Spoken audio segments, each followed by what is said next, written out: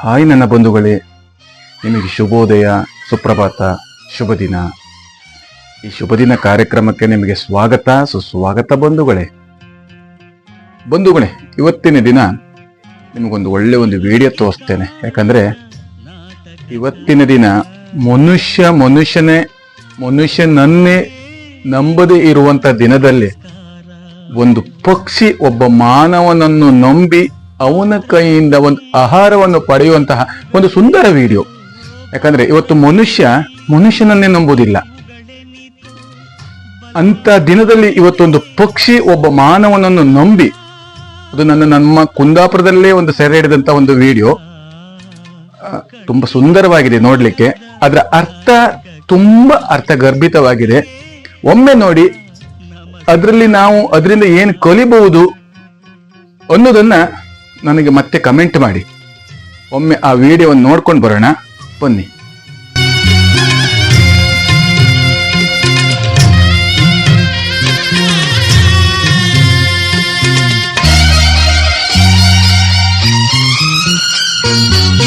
ಶಿಶುವೆ ಜೋಗುಳ ಹಾಡುವುದು, ಇರುಳಲಿ ಸೂರ್ಯನು ತೋರುವನು, ಮಹಿಮನೆ ನೀ ನೆನೆದಾಗ ಬಡವ ಬಲ್ಲಿದ ಆಗುವನು, ಕುರುಡನು ಎಲ್ಲವ ನೋಡುವನು, ಅವನಲ್ಲಿ ನೀ ಒಲಿದಾಗ ನೆನೆದದು ಎಲ್ಲ ನಡೆದೇ ಹೋದರೆ ದೇವನೇ ನಿನಗೆ ಬೆಲೆಯಲ್ಲಿ, ನಡೆಯುವುದೆಲ್ಲ ಮುಂಚೆಯೇ ತಿಳಿದರೆ ಮಾನವ ಗರ್ವಕ್ಕೆ ಮಿತಿಯಲ್ಲಿ. Man proposes, god disposes.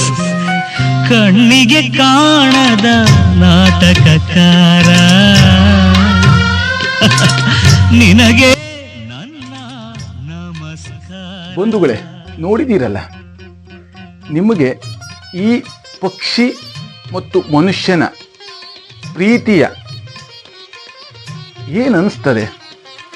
ಇವತ್ತಿನ ಈ ಕಲಿಯುಗದಲ್ಲೂ ಒಂದು ಪಕ್ಷಿ ಒಬ್ಬ ಮನುಷ್ಯನನ್ನು ನಂಬಿ ಅವನ ಹತ್ರ ಅವನೊಂದು ಕೊಟ್ಟಂತಹ ಪ್ರೀತಿಯಿಂದ ಕೊಟ್ಟಂತ ಆಹಾರವನ್ನು ಸೇವಿಸಬೇಕಾದ್ರೆ ಅದು ಎಷ್ಟು ಪ್ರೀತಿ ಇಟ್ಕೊಂಡು ದಿನಾ ಬರ್ತದಂತೆ. ದಿನಾ ಬಂದು ಅವ್ರ ಕೈಯಲ್ಲಿ, ಬಹುಶಃ ಅವರ ಹೆಸರು ಮಹೇಶ ಶೆಟ್ರು ಅಂತ ಹೇಳೋದಾಗಿತ್ತು.